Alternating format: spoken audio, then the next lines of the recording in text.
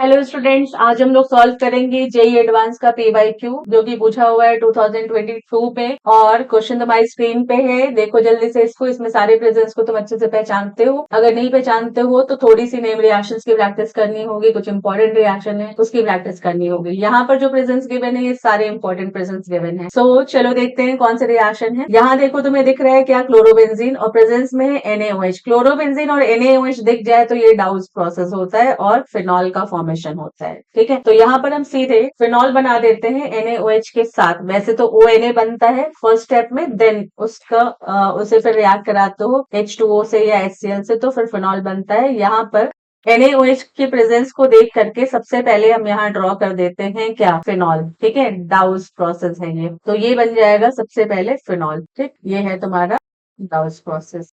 ठीक है, फिनॉल। अब फिनॉल को देना है तुम्हें कॉन्सेंट्रेटेड नाइट्रिक एसिड और सल्फ्यूरिक एसिड। ठीक, तो जब कॉन्सेंट्रेटेड नाइट्रिक एसिड और सल्फ्यूरिक एसिड दोनों देते हुए HNO3 एंड H2SO4, और दोनों की स्ट्रेंथ जो है दोनों कॉन्सेंट्रेटेड है। ठीक है, तो तुम्हें यहाँ पर एक बहुत ही इंपॉर्टेंट कंपाउंड मिलता है जिसको देख करके बताओ तुम इसे पहचानते हो।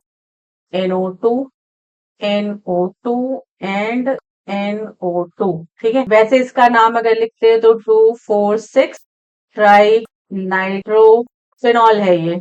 ठीक है, और अब तक तुम पहचान ही गए होगे कि ये कौन सा कंपाउंड है। इसे हम पिक्रिक एसिड कहते हैं, और ये पिक्रिक एसिड है, हाईली एक्सप्लोजिव होता है ना। तो जनरली सभी पहचानते हैं इस रिएक्शन को। सो अब ये हमारा प्रोडक्ट बन गया है क्यू।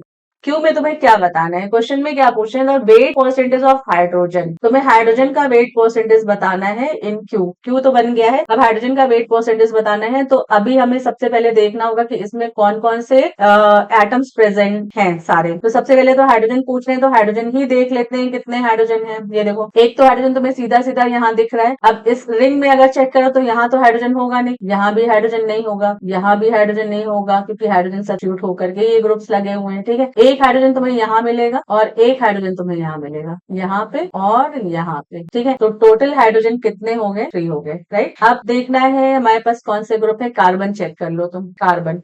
कार्बन अगर देखो तो कार्बन तुम्हें 6 कार्बन रिंग पे दिख रहा है ना, और कहीं नहीं होगा। तो 6 कार्बन है और 1 कार्बन का एटॉमिक मास कितना है, 12 है। ठीक है, और इसको भी तुम चेक कर लो, 1 हाइड्रोजन का 1 होता है, तो 1 इंटू 3 हो गया, ये तो 3 हो जाएगा, और ये तुम्हारा 72 हो गया। ठीक, अब कौन सा एटम प्रेजेंट है इसमें, देखो ऑक्सीजन है इसमें। ऑक्सीजन, ऑक्सीजन कितने हैं चेक करो पहले फटाफट से। 2 हाइड्रोजन ऑक्सीजन यहाँ है, 2 यहाँ है, 4 हो गया, 2 यहाँ है, 6 हो गया, और ये 1 7 हो गया। राइट, तो ये हो गया 7, और 1 हाइड्रोजन ऑक्सीजन का वेट होता है कितना, 16 होता है। तो मैं एटॉमिक मास गिवन भी है। ठीक है, तो 16 से इसको मल्टीप्लाई कर लो। राइट, तो 16 से अगर मल्टीप्लाई करते हैं तो ये हो जाएगा तुम्हारा 1,212। तो हाइड्रोजन हो गया, कार्बन हो गया, ऑक्सीजन हो गया। अब क्या बचा है, नाइट्रोजन बचा है। तो नाइट्रोजन देखो 1 2 3 नाइट्रोजन है। नाइट्रोजन अगर चेक करो तो कितना है, 3 नाइट्रोजन है, और 1 नाइट्रोजन का वेट कितना होता है, 14। तो ये हो गया 42। ठीक है, अब इसका टोटल कर लो। टोटल अगर करते हैं तो ये हो जाएगा तुम्हारा 229, है ना। अब देखो हमें निकालना है क्या,